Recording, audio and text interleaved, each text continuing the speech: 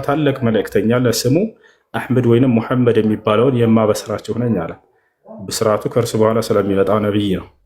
ይህም በሱራ አሰፍ ላይ ምዕራፍ 61 ቁጥር 6 ላይ ታገኘዋለህ። ምን ይላል እዚያ ላይ? ወኢዝ ቃለ ዒሳ ብን መርየም ያ በኒ እስራኢል ኢኒ ረሱሉላህ ኢለይኩም ሙሰዲቀን ሊማ በይነ የደየ ሚነ ተውራት ወሙበሽረን ያው ቢረሱልን የእቲ ሚን ባዕድ ስሙሁ አሕመድ አለ። እናንተ የእስራኤል ልጆች ሆይ አለ ክርስቶስ እኔ ወደ እናንተ የተላኩላችሁ የአላህ መልእክተኛ ነኝ። ከእኔ በፊት የተላከውን መጽሐፍ ኦሪትን የማረጋግጥ የማልክድ ነኝ አለ። ከእኔ በኋላ የሚመጣውንም መልእክተኛና ነቢይ ስሙም አሕመድ ወይንም ሙሐመድ የሚባለውን የማበስራችሁ ነኝ አለ። ስለዚህ ብስራት ማለት ነው ኢንጂል ብሎ ማለት። ታዲያ ብስራቱ ስለምንድን ነው? ክርስቶስ ብስራት ከሆነ መልእክተኛ ብስራት የሚባል መጽሐፍ አለ። ብስራት የሚባል መጽሐፍ አለ። ኢንጂል ተብሎ ብስራት የተባለ መጽሐፍ አለ። ብስራት የሚባል መጽሐፍ፣ ኢንጂል የሚባል መጽሐፍ ነው ያለው። ትርጓሜው ብስራት ማለት ነው እኮ አለ ወይ? እጅህ ላይ አለ ብስራት የተባለው ኢንጂል ወይ? ኢንጂል የሚባለው መጽሐፍ አለው እጃችን ላይ አለ። እስቲ ታሳየኛለህ? ኢንጂል ማለት አላህ ስብሐነሁ ወተዓላ ለዒሳ የሰጠው ትምህርት ዒሳ ለትውልዱ ያስተማረው ነው። ያንን ላውጣልህ። ለምሳሌ ኢንጂል እጃችን ላይ አለ ነው ላሳያችሁ። ኢንጂል የዒሳ ትምህርት ማለት ነው። እንመልከተው እዚህ ጋር ኢንጂል ያውና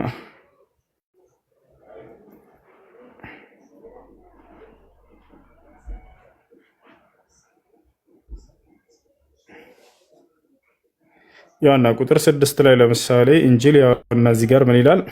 ኢንጂል ማለት የዒሳ ያስተማረው ትምህርት ማለት ነው። እንዳልኳችሁ ምን ብሎ አስተማረ? የመርየም ልጅ ዒሳም አለ የእስራኤል ልጆች ሆይ እኔ ከተውራት ከበፊቴ ያለውን የማረጋግጥና ከእኔ በኋላ በሚመጣው መልእክተኛ ስሙ አሕመድ በሆነው የማበስራችሁ ስሆን ወደ እናንተ የተላኩኝ የአላህ መልእክተኛ ነኝ።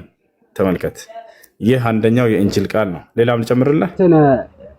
ሁስዬ ለምሳሌ አንተ ያስከው ፉርቃን ነው፣ ግን የኢንጂል መጽሐፍ ስጠይቅህ አላልከኝ። ኢንጂል አንተ እጅ ላይ ያለው ፉርቃን ቁርአን ነው። አሁን ያስከው እያነበብክልኝ ያለህ አሁን እጅ ላይ ፉርቃን ምንድን ነው?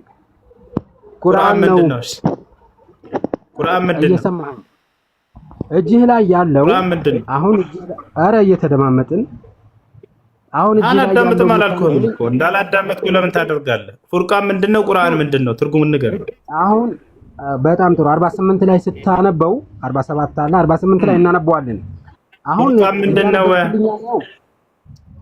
ፉርቃን ምንድነው ነው ያልኩህ። የተናገርከውን አታልፈም እኮ አንዴ እያጠራ እንድንሄድ። ፉርቃን ቁርአን ነው አይደለም? ማን ነው እንደሱ? ፉርቃን ምንድነው? 48ን አንብበው። እሺ 48ን ያሁኑን 48 አንብበው። ደህና ቆይ። ፉርቃን ምንድነው ነው ያልኩህ? 5:48 አንብበው። ስለ ፉርቃን ይናገራል። ፉርቃን ምንድነው ነው ያልኩህ። ትርጓሜው ትርጉሙ ምንድነው? ፉርቃን ቁርአን ነው። አሁን እጅ ላይ ያለው ኪታብ ቁርአን ማለት ነው ትርጉሙ። ፉርቃን ማለት ትርጉሙ ቁርአን ማለት ነው። ወላሂ አይደለም። 48 አንብበው። ሊያስቅህ አይችልም። ቆይ አሁን ኢንጂል ይሄ ነው አልከኝ። ቁርአን እያነበብክልኝ ስለሆነ ማለት ነው። አንደኛ ቁርአን አንብበህልኝ ከሆነ እንዴት ኢንጂል ነው አልከኝ? እሺ ቁርአን ማለት ምን ማለት ነው? እሺ ትርጉሙ ቁርአን ማለት ቀራ ማለት ነው። ትርጓሜው መቅራት ወይም ማንበብ ነው። አቤት ቀራ ማለት ነው። ቁርአን ማለት ቀራ ማለት አይደለም። ቃሪ ወይም ቂራት ወይም ቀራ ከሚል የተወሰደ ቁርአን ተብሎ ይነገራልና ቃሪ ከሚል የተወሰደ ኢንጂል መጽሐፍ አለ ስላልከኝ ኢንጂል ምንድነው? ባለቤቶቹ ሴት አሉ ነው እያልኩ ያለሁት። ቁርአን የሚለው ቃሪ ከሚል የተወሰደ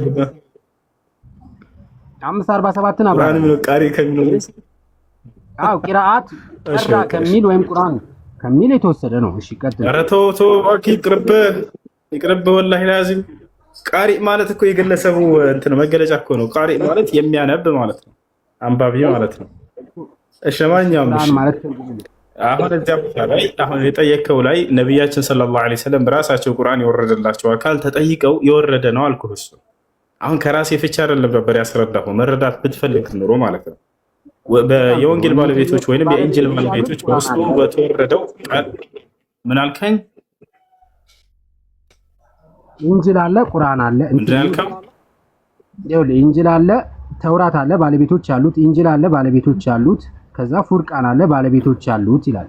ዘቡርም አለና የኢንጂል ባለቤቶች አላህ ባወረደው በህጉ ይፍረዱ ይላል። እና ኢንጂል አለ። ኢንጂል ምንድነው? መጽሐፍ አለ ወይ? ከሌለስ በአላህ ባወረደው ህግ ይፍረዱ፣ በእርሱ የማይፈርድ ሰው እርሱ አመፀኛ ነው ይላል። ኢንጂል ካለ አሳየኝ፣ ባለቤቶቹም ካለ ብትገልጽልኝ ደስ ይለኛል አልኩ። እሺ አሁን በደንብ አዳምጥ። እሺ አሁን በደንብ አዳምጥ። ቅድም መልሼልህ ነበር፣ ከኔ ጋር አይደለም። ይህ የቁርአን አንቀጽ የወረደበት ሰበብና ምክንያት አለው። ሰበብ ማለት ምክንያት ማለት ነው። እሺ ሱረቱል ማኢዳ ላይ ይገኛል፣ ምዕራፍ 5 ላይ ወሊየሕኩም አህሉል ኢንጂል ቢማ አንዘለላሁ ፊህ ወመን ለም የሕኩም ቢማ አንዘለላህ ፈኡላኢከ ሁሙል ፋሲቁን ይላል። ምን ማለት ነው? የኢንጂል ባለቤቶች በእርሱ ውስጥ አላህ ባወረደው ፍርድ ይፍረዱ ይላል። አላህ ባወረደው ፍርድ የማይፈርድ ደግሞ አለ ምንድነው አለ? እነዚህ አማጽያኖች ናቸው ብሎ ተናገረ። الفاسق ማለት الخارج عن طاعة الله ከአላህ ትእዛዝ ያመፀ የአማጺ እንደማለት ነው። ስለዚህ ምን ለማለት ነው ወደሚለው ስንመጣ ጊዜ በውስጡ በሚገኘው አላህ ባወረደው ፍርድ ሲል ጊዜ በነቢዩ ሰለላሁ ዐለይሂ ወሰለም ዘመን የመጽሐፉ ሰዎች መጥተው እርሳቸውን ጠየቋቸው። በመካከላችን ዝሙት የሰራ ሰው አለ፣ በእኛ ዘንድ ደግሞ ዝሙት የሰራ ሰው ህግ የለበትም እና ስለዚህ አንተ ምን ትፈርዳለህ? ምን ትላለህ? ብለው ጠየቋቸው። ልክ መጽሐፉ ላይ ፍርዱ እንደሌለ እየዋሹና እየቀጠፉ ነው እነዚህ ሰዎች። ተወግሮ ይገደል የሚለው ፍርድ ደግሞ አለ። ያቺ አላህ በነቢያት በኩል ከተናገራት ህግ መካከል ነች፣ ተወግሮ ይገደል ዝሙት የሰራ ሰው የሚለው። ያ እንደሌለ አድርገው እርሳቸውን ለመፈተን ዋሽተው ሲመጡ ጊዜ አላህ አሁን የጠየቀውን አንቀጽ አወረደላቸው። ወሊየሕኩም አህሉል ኢንጂል ቢማ አንዘለላሁ ፊህ አለ። የኢንጂል ባለቤቶች በውስጡ አላህ ባወረደው ፍርድ ይፍረዱ። አለ አይደል እንደዛ ህጉ ውሸታሞች እያለ አላህ እያጋለጣቸው እያዋረዳቸው ገብተዋል። እስከዚያ ዘመን ድረስ ያች አለችና አልተሰረዘችም፣ አሁንም ድረስ አለች። ዝሙት የሰራ ሰው ተግሮ የሚል ህግ አለ መጽሐፉ ላይ። እሺ ኢንጂል የጠየቁ አጭር ጥያቄ ነበር ብዬ ነው ሁሱዬ። ኢንጂል አለ ባለቤቶች ያሉት። ኢንጂል ምንድነው? ባለቤቶቹ ማን ተብለው ይጠራሉ ብዬ ነው የጠየኩ። ጥያቄ ያለው ሳለ ሌላ ያላ ነዝለውታል። ኪታቡ የለም፣ የኢንጂል ባለቤቶች የሉም።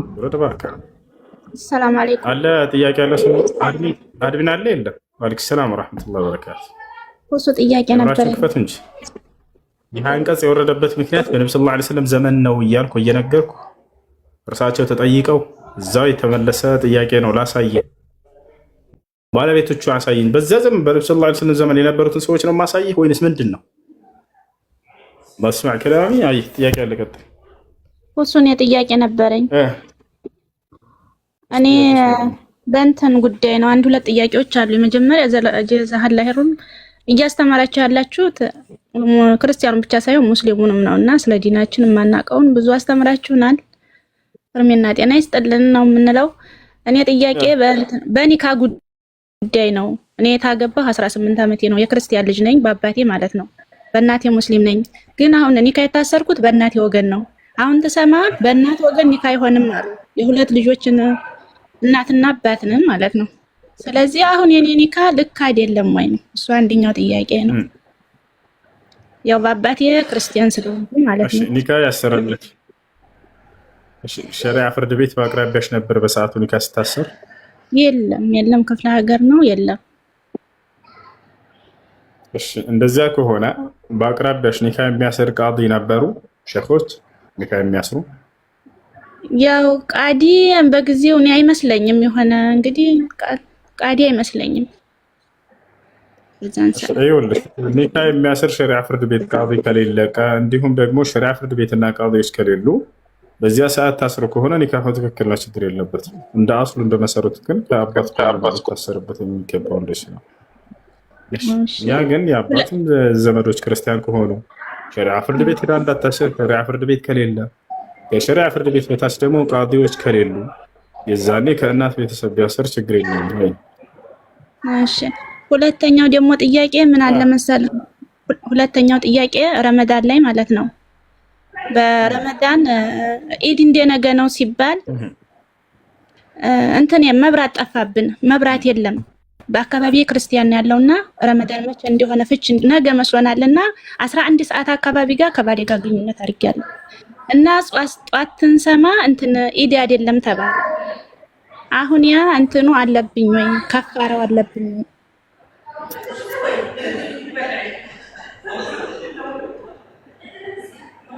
እሺ ጾም ነው ተባለ። እንደሱ ከሆነ በልተሽ ከሆነ መጾም አለብሽ። አንቀባ ማጣት አለብሽ። በቃ ቀዛ ውጭ። እሺ ቀዛ ነው እንጂ ከፋራው አይወጅብም። የለብሽ ቀዛ ውጭ። እኔም እስካሁን ድረስ ሳታውቅ እስካሁን ድረስ ያለው ቀዛ ማውጣት እያለባችሁ ሆን ብላችሁ ቀዛ ሳታወጡ ቀጣይ ረመዳን ቢገባ በመሳለፍ ምክንያት ሁክሙን እያወቃችሁ የዛኔ ነበር ቀዛም ከፋራም ግድ የሚሆነው። ነገር ግን ቀዛ ማውጣት እንዳለባችሁ ሳታውቁ ሸሪዓ ብይኑን ሳታውቁ ቢቆይና በተነገራችሁ ቀን ይህን ነገር ብትደርሱበት የዛኔ ቀዛ ማውጣት ብቻ ነው። እሺ ጥያቄ ያለገት ጀዛከላህ ወያክ ረህመቱላሂ ወበረካቱ። አለይሂ ሰላም ወረህመቱላሂ ወበረካቱ። ሰላም ነው ሆሴም አድሚኖች በተራ እያስገቡ አይደለም። አላህ ሂዳያ ይስጣቸው። ወደ ጥያቄ ልግባ። እስትቃሳ ወይም ተወሱል የሚባል ላለ ሰው ነው ለሞተ ሰው? ለሞተ ነው የሚበቃው ወይስ ላለ ሰው ነው? ምን ተወሱል ነው? አዎ ተወሱል ወይም እስትቃሳ የሚባል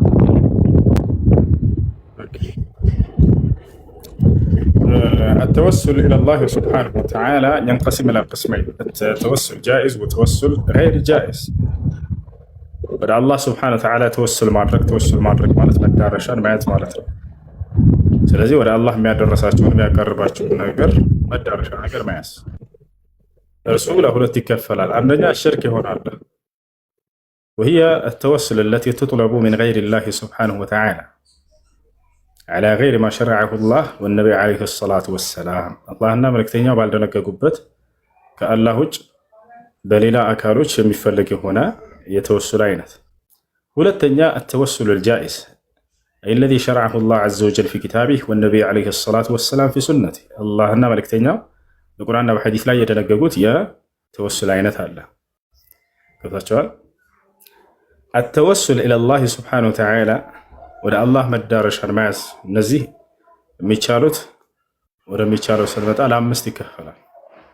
ወደ አራት ወደ አምስት አለው። ሁሉንም እንመልከታቸው። አንደኛ التوسل إلى الله سبحانه وتعالى بأسمائه الحسنى وبصفاته العلى ወደ አላህ سبحانه وتعالى በስሞችና በባህሪያቶቹ መዳረሻን መያዝ።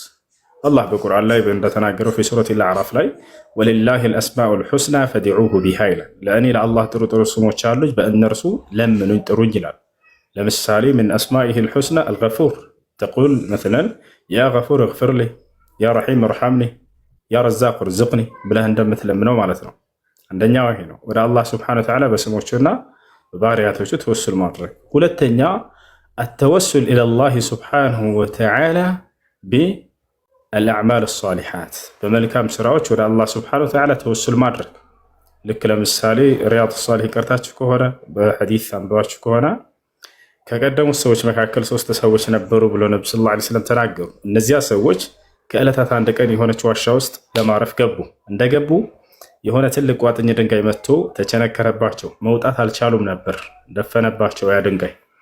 ከዚያም በኋላ እነዚያ ሰዎች በአማን ቀን ሲሰሯቸው የነበሩ መልካም ስራዎችን በማውሳት አምላካችን አላህ ሆይ እነዚያን መልካም ስራዎች የሰራ ነው የአንተን ፊት ፈልገንባቸው ከሆነ ክፈትልን ብለው ለመኑት።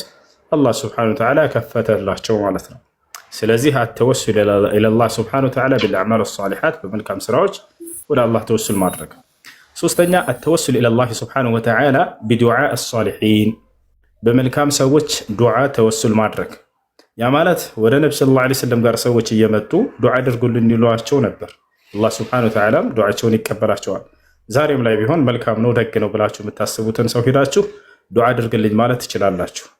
ላ ቢዛቲሂ በሰውየው በማንነቱ አይደለም። አደራ ከረጅል الذي يقول اللهم اني اسالك بحق فلان አምላክ ያላህ ሆይ በአከሌ ሐቅ የሆነብህ ብሎ በሰዎች በጠየቀ አይቻልም። حتى ولو كان بالانبياء الصالحين በነብያትና በደጋግ ሰዎችም ቢሆን እንኳን ላ ዩስአሉ ላህ ቢወጅሂ አሐድ አላህ በማንም ሰው ከበር የሆነበት ተብሎ አይጠየቅም።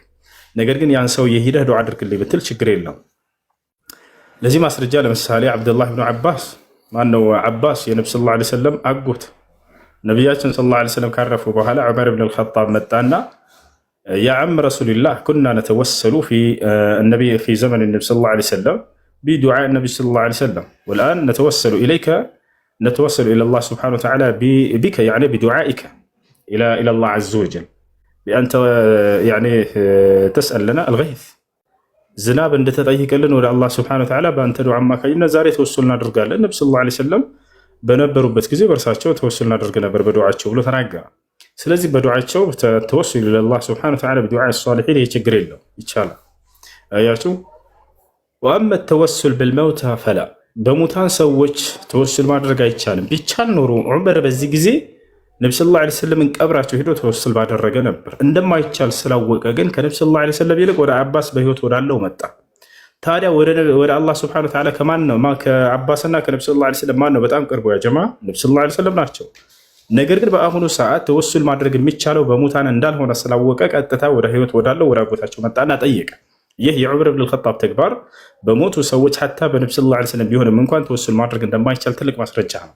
ታውቃላችሁ ያ ሌላኛው ነገር ግን ይሄንን ተወሱል እያሉ እንትን የሚሉ ሶፊዮች እና አህባሾች በሙታን ሄደው ለማድረግ ነው። በሙታን እንደማይሆን የዑመር ተግባር በጣም ግልጽ የሆነ ማስረጃ ነው። በሙታን ተወሱል ማድረግ ቢቻል ኖሮ ዑመር ብን አልኸጣብ ነብዩ ሰለላሁ ዐለይሂ ወሰለም ቀብራቸው ላይ ሄዶ ተደፍቶ ይጠይቃል እንጂ ወደ አባስ ጋር አይመጣም ነበር። ነገር ግን ያን አላደረገም እንደማይቻል ስለሚያውቅ ታውቃላችሁ። አይ ሙሳ ከሞተ በኋላ እኮ ነብዩ ሰለላሁ ዐለይሂ ወሰለም ተወሱል አድርገዋል ወደ ሙሳ ሊላቸው ይችላሉ። ኢስራ ወል ሚዕራጅ ባደረጉ ጊዜ በፍጹም ይገናኝ ነገር አይደለም። አንደኛ ፊት ለፊት ተገናኝተዋል እነሱ። አንተ ፊት ለፊት ተገናኝተሃል ወይ በለው ላ አንገናኝም። አንተ በህይወት አለ ይሄ የሞተው ሰው ደግሞ አትገናኙ በፍጹም። ነቢያችን ሰለላሁ ዐለይሂ ወሰለም እና ሙሳ ግን ፊት ለፊት ስድስተኛው ሰማይ ላይ እንደተገናኙ እዛው ሐዲስ ላይ አለ። ሲቀጥል ነብዩ ሰለላሁ ዐለይሂ ወሰለም ተወሱል አላደረጉም። እዛ ሙሳ ሐሳብ ብቻ ነው የሰጣቸው። ይወጣቻ ያ ሙሐመድ ارجع الى ربك فسله التخفيف فاني قد جربت بني اسرائيل فلم يطيقوني ያለው አንተ ሙሐመድ ሆይ ወደ ጌታ ወደ አላህ ተመለስና እንዲቀንስልህ ጠይቀው እኔ እስራኤል ልጆችን ሞክሬያቸው አልቻሉም እና ብሎ ተናገረ። ነብዩ ሰለላሁ ዐለይሂ ወሰለም ተመለሱ። ያ ሶስተኛ በሚችለው ነገር ነው ሐሳብ የሰጣቸው ይሄ ሰው ይሄ ታላቅ ነብይ ወታቸዋል በሚችለው ነገር ነው ሐሳብ የሰጣቸው። ወአማ አንተ يعني فتسالون الموتى يعني بغير ما يقدرون በማይችሉት ነገር ነው የምትጠይቋቸው ነገር አይቻልም።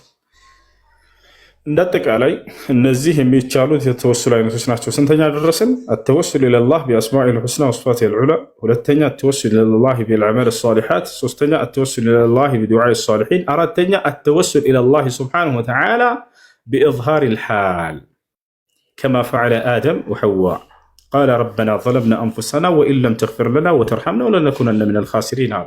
ማንነትን በመግለጽ ከአምላክ ፊት ቁጭ ብለህ ከአምላክ ፊት ተንበርክከህ ጌታ ያለህ ሆይ በኃጢአት ነፍሳችንን በድለናል ይቅር የማትልንና የማታዝንልን ከሆንክ ከከሳሪዎች እንሆናለን ብለው አደምና ሐዋ ወደ አላህ ሱብሓነሁ ወተዓላ ተዋደቁ።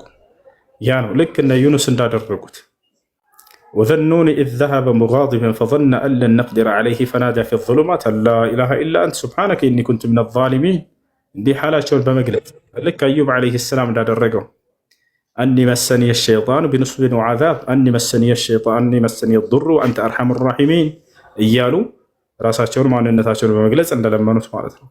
በዚህ መልኩ ይቻላል። ያ ነው አምስተኛና የመጨረሻው ይሰማል ልጆች ይሰማል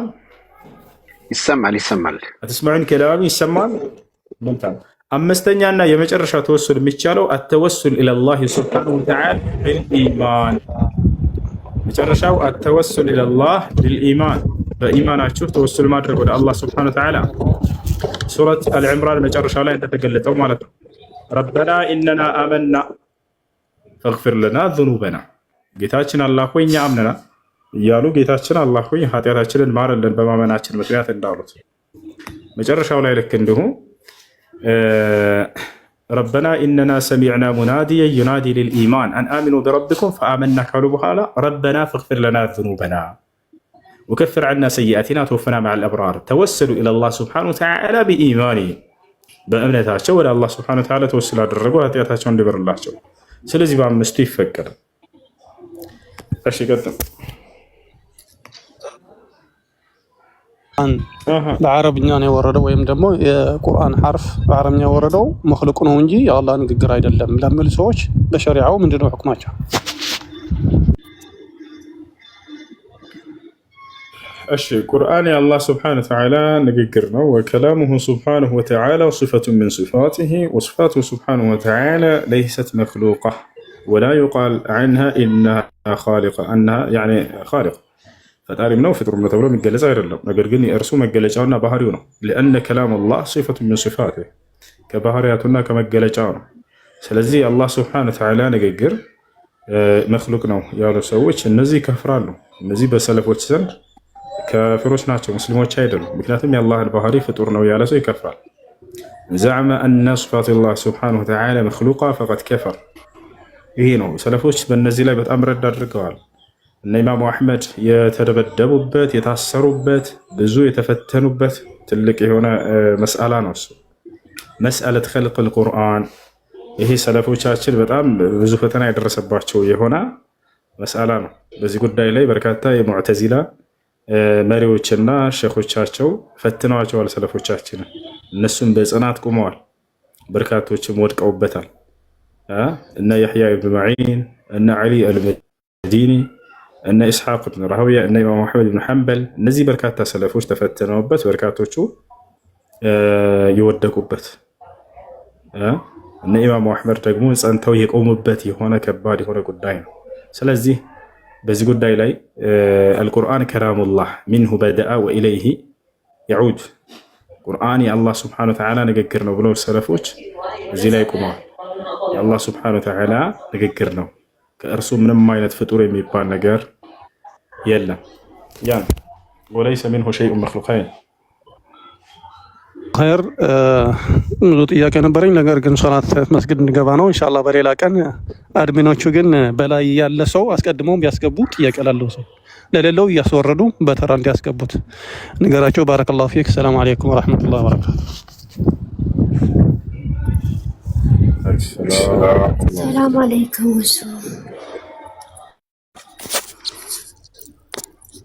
ሰላም አለይኩም ወራህመቱላሂ ወበረካቱ። አንድ አስቀድሜ ነው ታዲያች ጀዛኩሙላህ ኸይረን ኡስታዝ። አጠር ያለ ጥያቄ ነበረኝ። ይቅርታ ቾከልኩኝ መሰለኝ ስራ እንትን ስላለኝ ነው። እሺ ልጆች ከቻላችሁ ኮፒ ሊንክ አድርጉ። ገስት ላይ እስካሁን ሰው አይታየኝም። እሺ ጥያቄሽ ምንድን ነው? ኡስታዝ እኔ የሰው ቤት ነው የምሰራው ማለት ነው እና አንዳንዴ ብዙ የሚበላሹ እህሎች ምናምን አሉ። ተበላሽቶ ሳይሆን ያው አረቦች ታውቃላችሁ ሳይበላሽ ምናምን ከቆሻሻ አውጥተሽ ጣዩ ምናምን ይሉኛል ማለት ነው። አብዛኛ ጊዜ እነዚህ ምግቦች ፍራፍሬ ናቸው። አሁን ኩብዝ ምናምን የሚባል አለ ምንም ሳይሆን እና እኔ ደግሞ የሆነ ከጓሮ በኩል ፍየል የሚጠብቁ መንገድ የሚጠርጉ ምናምን ብዙ ልጆችን አያለው።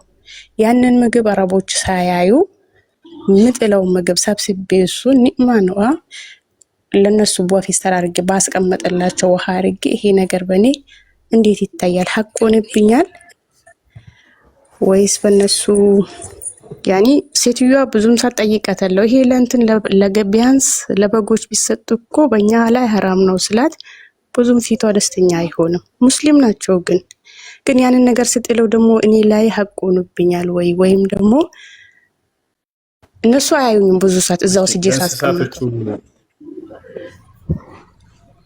እንስሳቶቹ ለስታቸው ሰጥተህ ጊዜ እነሱ አይቻልም ነው የሚሉት። አረ እንደው ሽታቸው ከሰፈር ሊያነሳን ነው ይሄን ገጠር ቦታ መተን አንቺ ደግሞ ለነሱ ትደግፊያለሽ ምናምን ይሉኛል። እኔ ደግሞ በቃ ዝም ብዬ እሷ ሳታኝ ሰብስቤ ቆሻሻ የሚጠርጉ ልጆች ምናምን አስቀምጠዋለሁ፣ እነሱ ያነሱታል። ይሄ ነገር እንዴት ይታያል? ለቤቱ አማና በኔ እንደሆነ ሁሉንም አውቃለሁኝ፣ ግን ይሄ ነገር በኔ መጥፎ ነገር ወይም ሆነ ነገር ይሆንብኛል ወይ ለማለት ፈልጌ ነው። ቆጣም ቻርልስ አይሰማም? አሁን ይሰማል። ይሰማል? ይማራ አሁን ይሰማል። ኔትወርክ ነው መሰለኝ አቆራርጠ። አንደኛ ተቀጥራችሁ እስካላችሁ ድረስ ሰው ቤት ያለ ባለቤቶቹ ፈቃድ ምንም አይነትን ስራ መስራት አይቻልም። የተረፈ እህል ካለ ውጭ ላይ ላሉ እንስሳቶች መስጠት ትችላላችሁ፣ እነሱ ከፈቀዱላችሁ። አይቻልም እንዳትሰጡ፣ እዚህ ሰጥታችሁብን ያለ መብላት በሚመጡ ጊዜ ፍየሎቹ ሽታቸው እኛን ይረብሸናል ካሉ እሺ በቃ ራቅ አድርገን እንስጣቸው፣ ወይንም ደግሞ ራቅ አድርጎ ወስዶ የሚሰጣቸው ሰው አለና ለዚያ እንስጠው ብላችሁ ሀሳብ ስጧቸው። እሺ ካሉ ሰየው እንደዚህ አድርጉ። አይ እዚህ ይረብሸናልና እንዳትሰጡ እያሏችሁ ግን አውቃችሁ ሆን ብላችሁ እዛው የምትሰጡ ከሆነ አይቻልም። ያለ እነሱ ፈቃድ ምንም አይነት ስራ አትስሩ። ይሄ ነው ማድረግ ያለባችሁ። አይ ኦኬ ኡስታዝ ጀዛከላሁ ኸይረን። ወያክ ጥያቄ ነበር። ሰላም ነው? እሺ ዳና አልሐምዱሊላህ።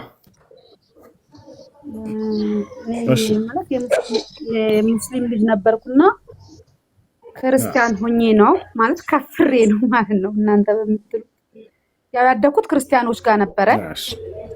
በሃይማኖቴ ነው ያደኩት። የ9 ዓመት ልጅ ሆኜ እነሱ ጋር ገብቼ ያልኩ እውነት በሚመስል ተስቤ ሂጄ ክርስቲያን ሆኛለሁ። አሁንም ጌታ ኢየሱስ ክርስቶስ ነው ብዬ ነው እንትን የምለው፣ ግን በዘሬ ክርስቲያን የለም። እናት አባት አክስት አጎት ሁሉ ሙስሊም ናቸው። እና አሁን በጣም ሙስሊም ያናደኝ ነበረ። ነብዩ ትክክል አይደለም ነበረ ሰለላሁ ዐለይሂ ወሰለም ነብዩ መሐመድን እና በጣም ብዙ ቪዲዮቹንም ሰርቼ እንትን ብያለሁ። አሁን መልሼ ሙስሊም ቢሆን አላህ ይቀበለኛል ነው ገሃነም ነው የምገባ? ምንድነው ነው ሞታለሁ? አላህ ይቀበልሻል። አላህ ይቀበልሻል። አላህ በህይወት እስካላችሁ ድረስ ወደ እርሱ ከተመለሳችሁ ሊቀበላችሁ ቃል ገብቷል። በቁርአን ላይ ሲናገር ምን አለ? በሱራ ጣሃ ላይ ወኢኒ ለገፋሩ ሊመን ታበ ይላል። ወደ እኔ የተመለሰን እኔ እምረዋለሁ ተናግሯል። በሌላ ቦታ ላይ በሱረቱል ማኢዳ ላይ ፈመን ታበ ሚን ባዕድ ዙልሚሂ ወአስለሐ ፈኢነላሀ የቱቡ ዐለይህ ኢነላሀ ገፉሩር ረሒም ይላል። በኃጢአትና በክህደት ነፍሱን ከበደለ በኋላ እንደገና ራሱን ያስተካከለ ወደ እኔ ንስሐ ያደረገና የተመለሰ እኔ ንስሐውን እቀበለዋለሁኝ፣ እኔ እምርለታለሁ፣ አዝንለታለሁ ብሎ ተናግሯል። እኔ ማሪና ዛይነኝና አለ። ስለዚህ አምላክ አላህ ሱብሓነሁ ወተዓላ ወደ እርሱ ከተመለሳችሁ የሚቀበል የሆነ አምላክ ነው። እንድትመለሱም ጥሪ አድርጎላችኋል። ወአኒቡ ኢላ ረቢኩም ወአስሊሙ ለሁ ይላል። ወደ እኔ ወደ ጌታችሁ ተመለሱ፣ ለእኔም ትእዛዝ እጅ ስጡ እያለ ይናገራል። እና ወደ እርሱ ከተመለሽ አላህ ሱብሓነሁ ወተዓላ ይቅር ይልሻል። ግን አላህ ብዙ ጊዜ ለምኜ ጠይቄ ያላደረገልኝ ኢየሱስ ክርስቶስ ሆይ ብዬ አልቅሼ ብዙ ነገር ሆኖልኛል። እሱ ነገር እንዴት ነው? እዚህ ጋር ኢየሱስን በጣም ወደዋለሁ። እሺ በየትኛውም እምነት ጋር ብንሄድ ይሄን ነገር እናገኘዋለን። ሂንዱይዝሞች ጋር ብንሄድ ከብት የሚያመልኩ ሰዎች እኔ ይህን ከብት ለምኘው ሆኖልኛል ያ ነገር ብሎ ሊያምን ይችላል። እንግዲህ እምነት ነው እሱ። ነገር ግን መጽሐፉ ምን ይላል የሚለውን ማየት ያስፈልጋል። ክርስቶስ ልክ እንደኔ እንዳንቺ አምላኩን እየለመነ የሚያስደርግ ነበር። ክርስቶስ አምላኩን ይለምናል፣ ማንኛውን ነገር ያደርግለታል። በቁርአንም በመጽሐፍ ቅዱስ ላይ ገብተሻል። ያን ሁሉ ድንቅና ተአምር ሲያደርግለት የነበረው ለክርስቶስ አምላኩ ነው። ማስረጃ የሐዋርያት ሥራ ምዕራፍ 2 ቁጥር 22 ላይ ጴጥሮስ የክርስቶስ ትልቁ ተማሪ ምን አለ? የናዝሬቱ ኢየሱስ ለእናንተ የተገለጠ ሰው ነው፣ አምላክ በእርሱ በኩል ድንቅና ተአምርን ሲያደርግለት ነበር አለ። ይሽ አምላክ በክርስቶስ በኩል ያደርግለታል ይወደዋልና፣ ከመልእክተኞቹ መካከል ነውና፣ ከነቢያቶች መካከል ነውና፣ ለቀደሙት ነቢያቶች ሙታንን ሲያስነሳላቸው እንደነበር ለክርስቶስም ያስነሳለታል። ስለዚህ ክርስቶስም ይህን ስለሚያውቅ አምላኩን ያመሰግን ነበር። አልዓዛርን ሲያስነሳ ጊዜ ወደ ሰማይ ቀጥ ብሎ ኢየሱስ ክርስቶስ ምን አለ? አምላክ ሆይ ስለሰማኸኝ አመሰግንሃለሁ አለ። ምንድን ነው የሰማው? ከላይ ከፍ ብለን ሄደን ብንመለከተው ማርታ ምን አለች? የአልዓዛር እህት ወንድሜ በዚህ ቢኖር ማን ነው አንተ በዚህ ብትኖር ክርስቶስ ወንድሜ ባልሞተ ነበር አለችው። ከዚያ ምን አለች? ምክንያቱም አምላክን የምትለምነውን እንደሚሰማህ እናውቃለንና አለችው። አየሽ፣ በዘመኑ ያሉ ሰዎች ለምነው እንደሚያደርግ ያውቁ ነበር። ከእርሱ ይህን ትምህርት ሰምተዋል። አይን ያለምንም በራሴ ነው የማደርገው አላላትም። በሀሳቧ ተስማምቷል። እዚያው ወረድ ብሎ ምን አለ? ወደ ሰማይ ቀጥ ብሎ አምላኩን አመሰገነ ይላል። ስለዚህ ክርስቶስ ራሱ በራሱ የሚያደርግ አይደለም፣ አምላኩ ነበር በእርሱ በኩል ድንቅና ተአምረን ሲያደርግለት የነበረው። እኔ ከራሴ አንዳች ላደርግ አይቻለኝም አለ። እንደሰማው ፈርዳለሁ፣ ንግግሬም ቅን ነው፣ የላከኝን ፈቃድ እንጂ ፈቃዴን አልሻም አለ። በቁርአንም ላይ ስንመጣ ይሄን ነው የምናገኘው። ሐዋርያቶች ከሰማይ ምግብ የያዘችን ማዕድ እንዲወርድልን አላህን ይችላል ወይ ብለው ጠየቁ።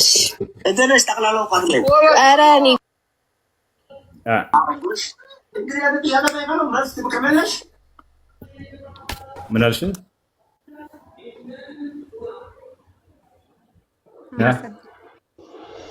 ይሰማል? ሌሎች ናቸው የሚያወሩት፣ እኔ አይደለም። እሺ ይሰማል ወይ? እንደገና ያለ ሰው ካለ ሚውት አድርጉ። ገዝተ ስለማየት መቅራት ይቻላል ወይ? እንደገና አሁን እኔ ትልቅ ነኝ ግን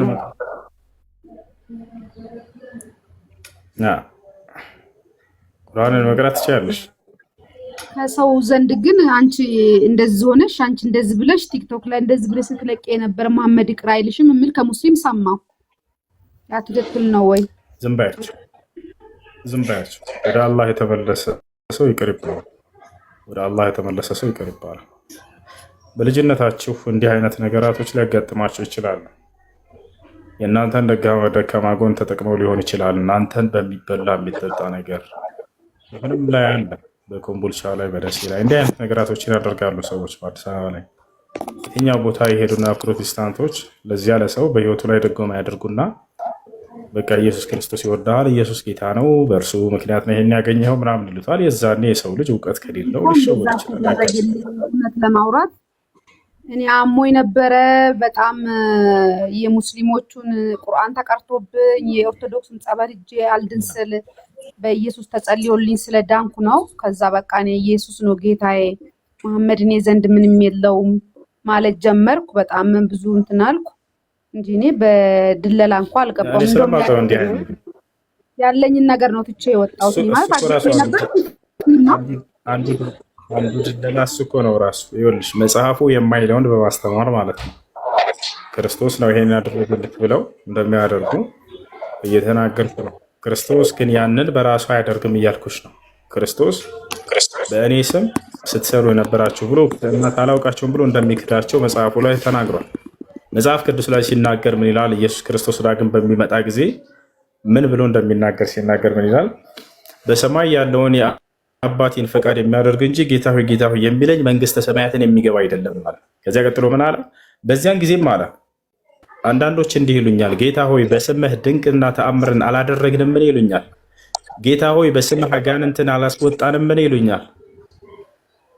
ጌታ ሆይ በስምህ ትንቢትን አልተናገርንም ምን ይሉኛል። እኔም እላቸዋለሁ እናንተ አመፀኞች ከፊቴ ራቁ፣ አላውቃችሁም ብዬ መሰክርባቸዋለሁ አለ።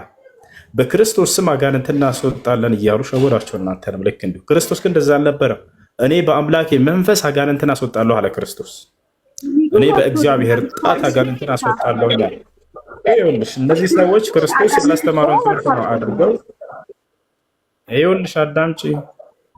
ክርስቶስን እንደ ሲያወጣ የነበረው በአምላኩ ስም በአምላኩ ኃይል እንጂ በአምላኩ መንፈስ እንጂ በእኔ ስም እንትና በለው አላላችሁ። በእርሱ ስም አልነበረም። ገብቶሻል አይደል? ስለዚህ ኢየሱስ ክርስቶስ ሌላና ጌትነቱን የሚለውን በተመለከተ ክርስቶስ ጌታ ነው ብሎ ያሳመኑሽም ስህተት ነው። ክርስቶስ ጌትነቱ በመሰጠት የተገኘ የስልጣን፣ የሹመት፣ የአስተማሪነት፣ የመምህርነት ጌትነት እንጂ መለኮታዊ ጌትነት አይደለም። አንቺ አሁን የመለኮታዊ ጌትነት ነው ብለሽ ነው አይደል የተቀበልሻቸውና ይሄን የተማሩሽ ጌታ እንደሆነ እግዚአብሔር ልጅ ራሱ እግዚአብሔር እንደሆነ ነው የማውቀው። ይቅርታ ውሳ ኢየሱስ ክርስቶስ ጌትነቱ ውሳ አንዴ ኢየሱስ ክርስቶስ ጌትነቱ በመደረግ የተገኘ ጌትነት ነው። መጽሐፍ ቅዱስ እንደዛ ይናገራል። አሳይሽ ጌታ ተደርጎ ነው። ልክ ዮሴፍ ጌታ እንደተደረገ ሌሎችም ጌታ እንደተደረጉ ኢየሱስም ጌትነቱ በመደረግ የተገኘ ጌትነት ነው። ታውቂያለሽ? ጌታ ካልሆነ ለምን በብዙ መከራ ስጠራው ለምን ደረሰልኝ? ለምን ታምሜ ዳንኩ? ለምንስ በዛ ሰዓት ያለው ለምን ክርስቶስ እምነት ነው አልኩሽ። እሱ እምነት እኮ ነው። ቅድም መጀመሪያ ስናገር ነበር። መጀመሪያ እሱን ያነሳሁት ከብት የሚያመልኩ ሰዎች ሂንዱይዝሞች ጋር ሄዳሽ ፈውስ ያገኙና እነዚህ ሰዎች ይህ ከብት አዳነኝ ብለው ሊያምኑ ይችላሉ። ግን መጽሐፉ ምን ይላል የሚለው ነው ዋናው ቁም ነገር። ክርስቶስ ምን አለ? ምን አስተማረ ነው? ክርስቶስ እኔ የሰማይ የምድር ጌታ ነኝ ብሏል ወይ? አላለም። የሰማይ የምድር ጌታ አብ ነው ብሎ አስተማረ። አባት ሆይ የሰማይ የምድር ጌታ አንተ ነህ አለ። የክርስቶስ ጌትነትስ ብለን ሄደን ስናይ በመደረግ በመሰጠት የተገኘ የስልጣን የሹመት ጌትነት ነው። ማስረጃ የሐዋርያት ሥራ ምዕራፍ 2 ቁጥር 36 ላይ እግዚአብሔር ኢየሱስ ክርስቶስን በእስራኤል ወገን ላይ ጌታ አደረገው ይላል። አደረገው በመደረግ የተገኘ ጌትነት መለኮታዊ ጌትነት አይደለም። ዮሴፍን ልክ እንዲሁ ኦሪት ዘፍጥረት ምዕራፍ 45 ቁጥር 9 ላይ እግዚአብሔር ዮሴፍን ጌታ አደረገው ይላል። ሁለቱም ጌታ ተደርገው ነው። ያ ጌትነት አለቃነት ለማለት ነው፣ ሹመት ለማለት ነው እንጂ ሌላ ነገር አይደለም። ያ ነው ወያም በጌትነቱ ለእስራኤል ወገን ነው። የእስራኤል ወገን ሁሉ ይወቅ ይላል እዚያው ላይ ጥቅሱ ላይ ማለት ነው። የኢትዮጵያ ወገን ሁሉ ይወቅ። መስገጃዎች እኔ ጋር ያ መስገጃ ወንጀል እየቆጠረብኝ ነው የተባለው። ኩትሳ ወንጀል ከቆጠረብኝ ያ ወንጀል አሁን ይቅር ነው የሚባለው?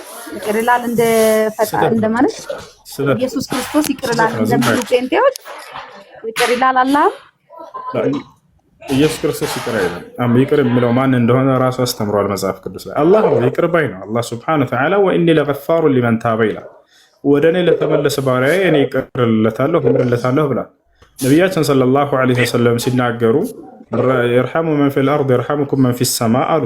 በምድር ላሉት እዘኑ፣ በሰማይ ያለው ያዝንላችኋል። በምድር ላሉት ይቅር በሉ፣ በሰማይ ያለው ይቅር ይላችኋል ብለው ተናግረዋል።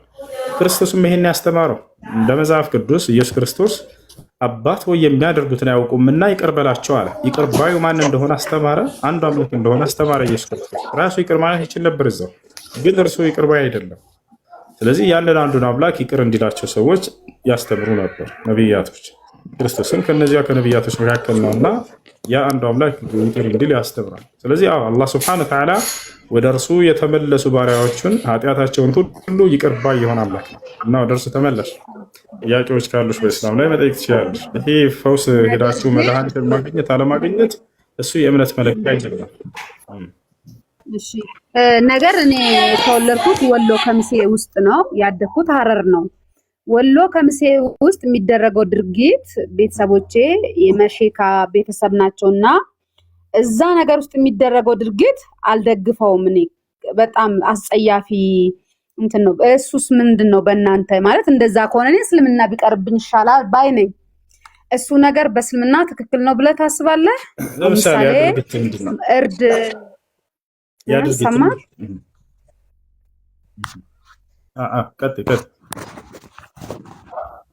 መቃብር ላይ አሁን እኔ ቤተሰቦቼ ሟች ናቸው። እናቴም አባቴም ዚሃራ ብሎ ህፃን እያለው መቃብር ላይ መስከረም አካባቢ እሼቱን ይዞ ምኑን ይዞ መቃብር ላይ ይዞ ሄዳሉ፣ ዚሃራ ተብሎ ማለት ነው። አሁን እሱ ነገር ሰይጣንን ጅን የሞተ ሰው እንዴት ነው ዚሃራ ተብሎ እንትን የሚባለው? እዛ ውስጥ የሚኖረው ጅኒ ወይም ሰይጣን ነው ብዬ ነው የማስበው።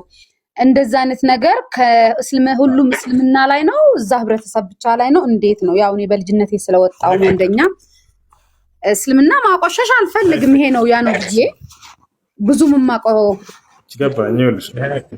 እንደገና ረቢዕ ሳኒ ረቢዕ አወል በሚወጣ ሰዓት ጫት ይዞ ሰንደል ይዞ መስጊድ ጥሩ ሲና ማነባ የሚባል አለው። ምሳሌ እኔ ትውልድ አካባቢ መስጊድ ትልልቅ መስጊድ አለ። እዛ ውስጥ አዳር ሲደረግ እንትን ሲባል የነበረ ነገርስ ምንድነው? እሱ ስርዓትስ ምንድነው? አምልኮ ነገር ነው የሚመስለኝና እሱ ነገርስ በእስልምና ትክክል ነው? አይፈቀድም። ሁሉም የጠቀሽ አሁን ይሄ እስላም ተግባር አይደለም። አምልኮ በእስላም ለአንዱ አምላክ ለአላህ ብቻ ነው የሚሰራው። ከመቃብር ጋር ከሸኾች ጋር እየሄደ ይሰግዳሉ፣ ቁርአን ያስቀራሉ። ቁርአን የሚቀራ እኛ ጋር ነው። ቁርአን በጣም ከተለያየ ሀገር መጥቶ የሚቀሩት እኛ ጋር ነው፣ እኛ ቤት ነው። እንዴት ነው ይሄ ነገር? ቁርአን እየቀሩ ሳያውቁ ቀርቶ ነው? እየታወቀ የሚደረግ ነገር ነው? ከአዳምጪ መልስ ነው። አይፈቀድም። አምልኮ ሁሉ በኢስላም ለአንዱ አምላክ ለአላህ ብቻ ነው መሰራት ያለበት። አላህ በቁርአን ላይ ይሄን በርካታ ቦታ ላይ ተናግረዋል። ነብዩ ሰለላሁ ዐለይሂ ወሰለም ማስተምረዋል። አላዋቂ ሰዎች የሚያደርጉት ተግባር ነው ባጭሩ። ነብዩ ሰለላሁ ዐለይሂ ወሰለም መቃብር ሄዳችሁ ምንም አይነት አምልኮ እንዳትሰሩ ብለው ሁሉ አስጠንቅቀዋል። ቃለ ነብዩ ሰለላሁ ዐለይሂ ወሰለም ላ ተሰሉ ኢለል ቁቡር ወላ ተጅሊሱ ዐለይሃ፣ ቀብር ስር ሄዳችሁ እንዳትሰግዱ፣ ወደ ቀብር ዙራችሁ እንዳትሰግዱ ብለው አስጠንቅቀዋል። ስለዚህ አይፈቀድም። ይሄ ረቢዑል አወል ረቢዑል ታኒ ምናምን እየተባለ እየተመረጡ አምልኮችን መስራትም ልክ እንዲሁ ከነብዩ ሰለላሁ ዐለይሂ ወሰለም አልተገኘም። የኢስላም ያዘው ተግባር አይደለም። በአጠቃላይ አምልኮ በኢስላም ለአንዱ አምላክ ለአላህ ብቻ ነው የሚሰራው። ከእርሱ ውጭ ለሌላ አካል ተብለው የሚሰሩ ነገራቶች ሁሉ ባዕድ አምልኮዎች ናቸው። አላህ በቁርአን ላይ ወአነል መሳጅደ ሊላሂ ፈላ ተድዑ መዐላሂ አሐዳ ይላል። ከእኔ ከአላህ ጋር አንድንም አካል እንዳታመልክ እንዳትጠራ ብሎ ተናግሯል። በሌላ ቦታ ላይ አላህ ስብሐነሁ ወተዓላ ቁል ኢኒ ኡሚርቱ አን አዕቡደላህ ይላል። እኔ አላህን እንድገዛ ታዘዝኩኝ በላቸው ሙሐመድ ይላል። አላህን በብቸኝነት ቁል ኢነ ሶላቲ ወኑሱኪ ወመሕያየ ወመማቲ ሊላሂ ረቢል ዓለሚን ይላል። ሙሐመድ ሆይ ስግደቴም፣ መስዋዕቴም፣ ህይወቴም፣ ሞቴም ለዓለማቱ ጌታ ለአላህ ብቻ ነው በላቸው ይላል። ፈሰሊ ሊረቢከ ወንሐር ይላል። ሙሐመድ ሆይ ለእኔ ለጌታህ ብቻ ስገድ፣ ለእኔም ብቻ ሰዋ ይላል። ከአላሆች ለሌላ አካል መቃብር ላይ የተሄዱ ለሸኾች እየተባለ የሚሰዋ ነገር ይህ ባዕድ አምልኮ ነው። ኢስላም አያጸድቀውም በፍጹም። አይ ለጥያቄ ያለሽ እሺ ልቀጥል? ይቅርታ ቀጥይ።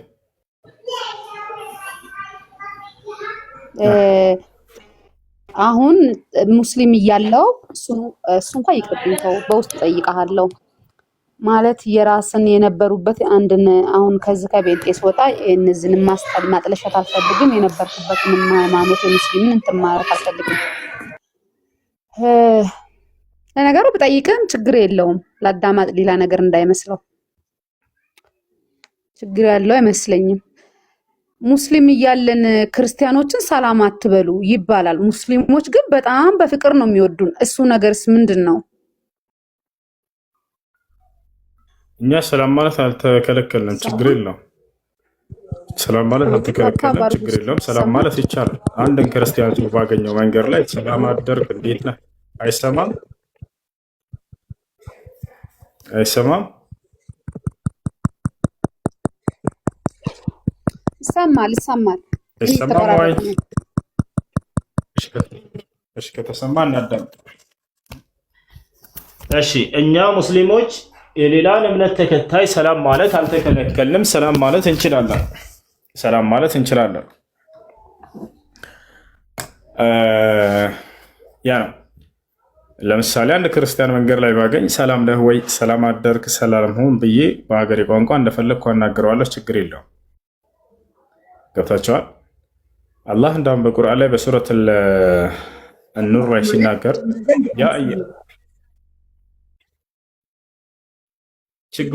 ችግር የለም ይቻላል፣ አይከለክልም። እሱ ጨብጠን አቅፈን ሰላም ማለትም አይከለክልም። ነገር ግን ምናልባት እንዳውም ከተፈለገ መጽሐፍ ቅዱስ ላይ ማንም ሰው የክርስቶስን ትምህርት የማይከተልን ሰላም እንዳትበሉት ተብሏል። ቤታቸውም እንደ እንግዳ አድርጋቸው እንዳትቀበሉት ተብሏል መጽሐፍ ቅዱስ ላይ። ማየት ከፈለግሽ እሱን አሳይሻል። ያላየው እሱ ሁሉም እንድድን ዘንድ ወደ ክርስቶስ ጥዋቸው የሚለውን ነው ያላየው ማላቀው ማለት ነው። በእኛ ግን ሰላም እንዳትሉ ሁሉም ያደርኩትና ሰላም ለምዶ ምጫጫቸው ምናምን ነገር ማቀፍ ያለብን ስላደኩ ነው። ለዛ ነው ይታይሻል አይደል? ይሄ ይታያል አይደል? ይታይሻል ማለት ምን ላይ ነው? ይሄ መጽሐፍ ቅዱስ ምን መጽሐፍ ቅዱስ ላይ ነው? ሁለተኛ የዮሐንስ መልእክት ምዕራፍ 1 ቁጥር 10 ላይ ምን ይላል? ማንም ወደ እናንተ ቢመጣ ይህን አይደለም፣ የኦርቶዶክስ አይደለም። ይህ የሁለታቸውም የጋራ ነው። የዮሐንስ መልእክት ነው፣ ገድላት አይደለም፣ መጽሐፍ ቅዱስ ላይ ነው። ሁለተኛ የዮሐንስ መልእክት ምዕራፍ 1 ቁጥር 10 ላይ ምን ይላል? ማንም ወደ እናንተ ቢመጣ ይህንም ትምህርት ባያመጣ በቤታችሁ አትቀበሉት፣ ሰላም አትበሉት ይላል። አየሽ፣ ሰላም አትበሉት። ቤትሽን ቢመጣ መቀበል አይቻልም።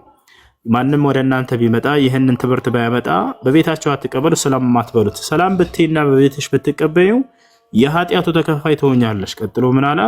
ሰላም የሚለው ሰው በክፉ ስራው ይከፈላልና አለ። አየሽ፣ ስለዚህ ይህ ነገር የተከለከለው በክርስትና ነው። እሺ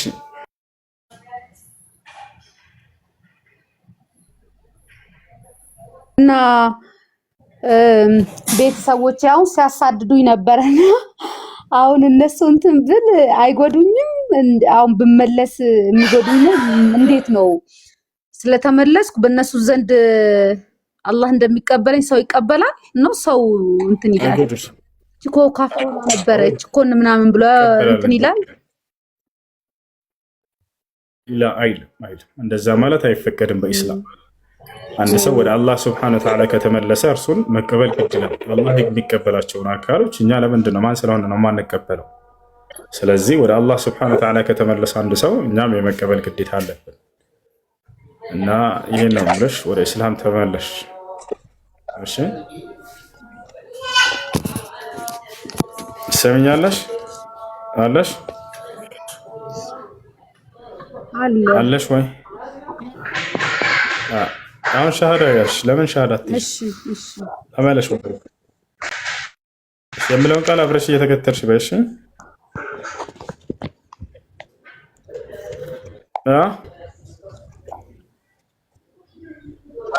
ምን አልከኝ ይሰማል የምለውን ቃል አብረሽኝ እየተከተልሽ በይ ሻሃዳ ያዥና ወደ ሃይማኖት ወደ እስላም ተመለሽ አንቺ አይ እኔ ማለት በደንብ ማጣራት ፈልጋለሁ ወደዛና ወደዚህ እንዳለን በደንብ ላጣራ ማለት መያዝ ፈልጋለሁ ለሚዲያ ለምሳሌ ምናምን እዝጋ ሻሃዳ ይዤ ለምሳሌ አይደለም አንቺ ለራስሽ ነው የምትይዤው አሁን ጥያቄዎችሽን ስላስተናገርኩሽና ስለተመለሰልሽ ነው አይ የቀረኝ ጥያቄ አለ የምትይ ከሆነ ደግሞ ጠይቂ አይ አሁን መያዝ አልፈልግም መቆየት ፈልጋለሁ ካልሽ መብትሽ ነው እኔ ግን የምጠራሽ አሁን እንድትይዥ ነው ምንም የቀረሽ ጥያቄ ያለም ስትጠይቂ የነበረው ተመልሶልሻል ሌላ ጥያቄ አለ ነገር ግን ኢየሱስ ክርስቶስ በጣም ወዷለሁ እንዴት ከውስጥ ሊወጣ ይችላል ግን ኢየሱስ ክርስቶስን እኛ በጣም እንወደዋለን እኮ አዳምጪ ኢየሱስ ክርስቶስን በአላህ ስም ወደው የለም በጣም ነው የምንወደው ክርስቶስን መውደድ አንዱ የእምነታችን ግዴታ ነው ክርስቶስን መውደድ በእስልምና ፈቃድ ሳይሆን ግዴታ ነው ያተሻል ውዴታ ማለት ግን ምን እንደሆነ ትርጉሙን ልናውቀው ይገባል ኢየሱስ ክርስቶስ ምን አለ መሰለሽ መጽሐፍ ቅዱስ ላይ ብትወዱኝ ግን ትእዛዜን ትጠብቃላችሁ ብሏል አይደለ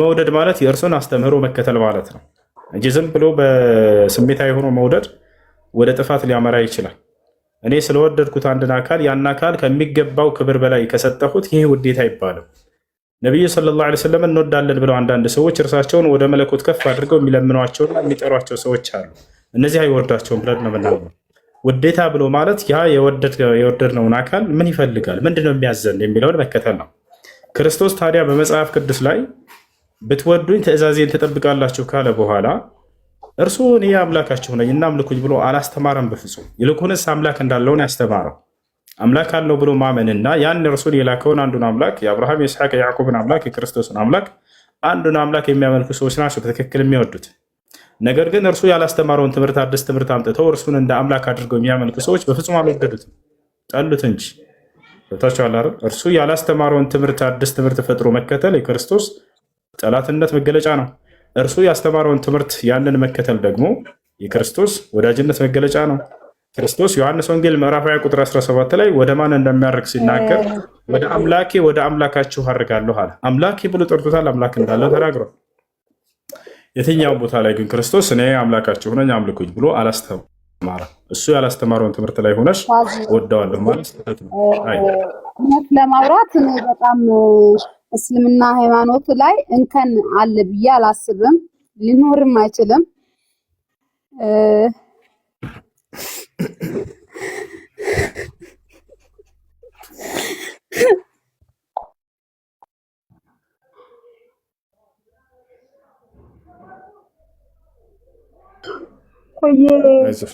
ቆየ አካባቢ ያለው ሰው በጣም ቢያስረዳኝ እርግጥ እኔ ቁርአን ቀርቼ ትንብዬ አይደለምና የሚያስተምረኝ አንድ እህት አንድ ወንድም ቆየ ፈጬ አካባቢ ቢያስተምሩኝ ቢገባ ልጄንም ከማባላሻት የ10 ዓመት ልጅ አለችኝና ዘወትር ሁሌ ትጎተጉተኛለችና መጀመሪያ መማር ነው የምፈልገው መልስ ይሰማል ድምጼ ይሰማል እውነት በጣም ከፍቶኛል እኔ ታምሜ በነበረ ሰዓት አንድ ሙስሊም ካጠገብ ያልደረሰም የመደራረስ የሚባል ነገር የለም እና ሲገፉኝ ጭራሹኑ ሳልሆን በፊት ልክ መሆን እንደጀመርኩ ሙስሊሞች ግን ሰውን አትግፉ በቃ ማለት መመለስ ይችል ነበር እኔ ታውቃለህ ኡስታዝ እና ብንማር ጥሩ ነው የምለው እና ሳንማር የሆነ ነገር ውስጥ የገባን ነገር ጸጸት ነው የሚሆነው እና የሚገፉ ሁሉም ባይሆኑም የሚገፉ ሙስሊሞች አሉና ምሳሌ አሁን የልጅ አባት እኔ ሙስሊም ሆኜ ነው ያገባሁትና ሃይማኖቱን ብዙም አላቅም ነበረ ግን ሶላት በምተው ሰዓት ጸጉሬን ራቁቴን ረስቼ በመወጣ ሰዓት እቺ ካፈር እቺ እንደዚህ ይያሉ በጣም እቺ እንደዚህ ፍታት እንደዚህ የሚባል ነገሮች ነበሩ አንደኛም የገፋፋኝ እሱ ነው እውነቱ ገብቶኝ አልነበረም እኔ ይሆንኩት ነገር ግን ደግሞ ኢየሱስ ብዬ ሳለቅስበት ደረሰልኝ ታውቃለህ ሰማል ድምጼ ሰማላ እና አሁንም ቢሆን ብማርና እንደ በፊቱ ቢያንስ ትዳሬን እንኳን የፈታሁት እንደዛ በሚሉ ተሰብስቦ በሚያወሩ በሚያሙት ሰውን እንትን በማለት ነውና እንደዛ አይነት ሙስሊሞች ተቆጠቡ ነው የምለው አንደኛ ነገር ሰውም ራሱ ይገፋፋል እነት ሰው ራሱ ይገፋፋል መመለስ የሚችል ሰው ይፈልግ ይሆናል የሚፈልጉት ይኖር ይችላሉና ማለ ለማቀፋኑ ነራበደ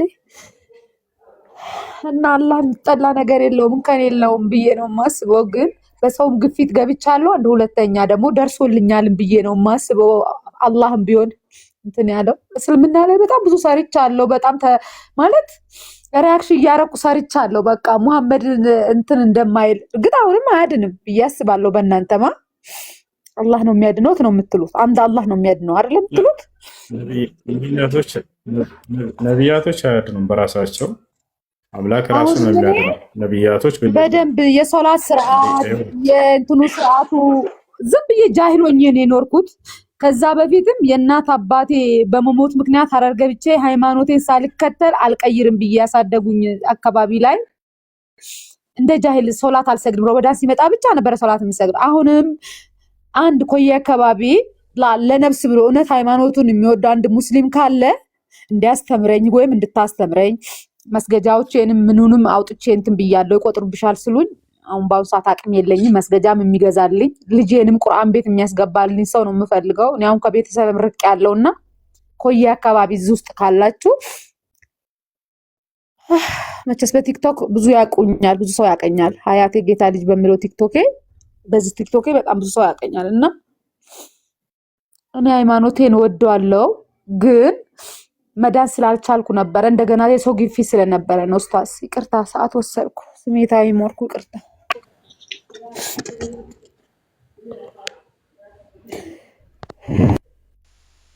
ايش مرحبا ايش يا قاعد كتر